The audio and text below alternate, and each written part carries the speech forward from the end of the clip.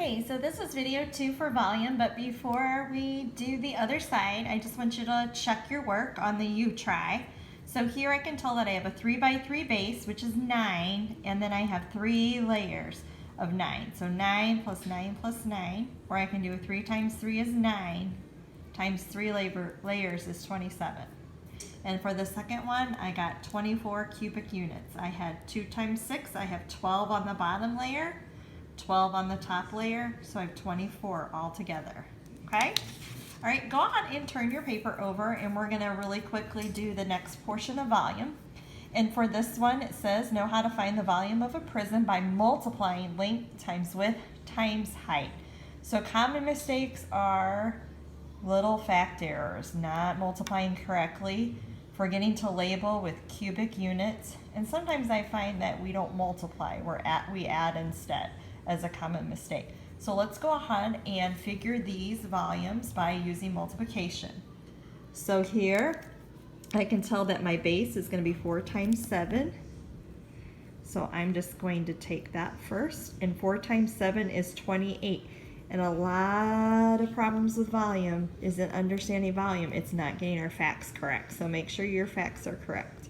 So 4 times 7 is 28, and then we're going to do 28 times 3.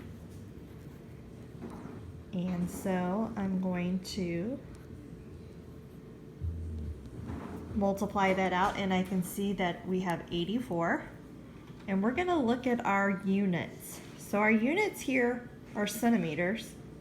So we're going to write our centimeter as our unit, and then we want to include the 3 to say that it's a 3-dimensional shape because we're multiplying 3 dimensions. We're multiplying length, width, and height.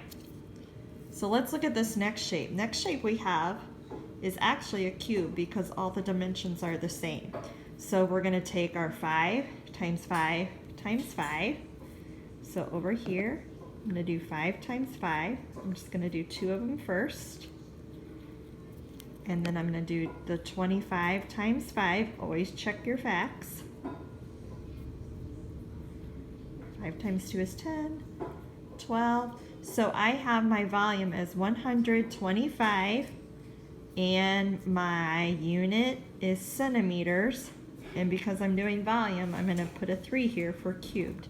So my final answer is 125 centimeters cubed, or you can always write it as cubic centimeters.